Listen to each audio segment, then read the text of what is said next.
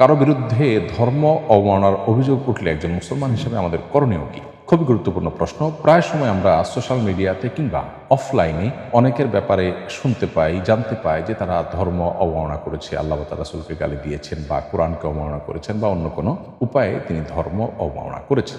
এই ধরনের অভিযোগ কারোর ব্যাপারে যদি উঠে, তাহলে সাথে সাথেই আমরা সেটাকে বিশ্বাস করে ওই ব্যক্তির বিচারের ভার নিজের কাঁধে তুলে নেওয়ার কাজটি আমাদের জন্য মোটেও সমীচীন হবে না। ইসলাম একজন মানুষ সম্পর্কে কোনো অভিযোগ উঠলেই সেটাকে যাচাই বাছাই করা ছাড়া বা সেটা প্রমাণিত হওয়া ছাড়া কোনো অবস্থান গ্রহণ করতে আমাদেরকে অনুমোদন করেন। আল্লাহ সুবহানাহু ওয়া তাআলা বলেছেন, ওয়ালা তাকফু মা লাইসা লাকা বিহি ইলম, যে বিষয়ে তুমি নিশ্চিতভাবে জানো না সে বিষয়ে কোনো অবস্থান গ্রহণ করতে যাবে না। আল্লাহ সুবহানাহু ওয়া তাআলা আরও বলেছেন যে কোনো ফাসিক যদি তোমাদের কাছে কোনো সংবাদ নিয়ে আসে ফাতাবাইয়ানু, তাহলে সেই সংবাদ তোমরা যাচাই করবে, সেটার সত্যতা নিশ্চিত হওয়ার চেষ্টা করবে, পরখ করে দেখবে।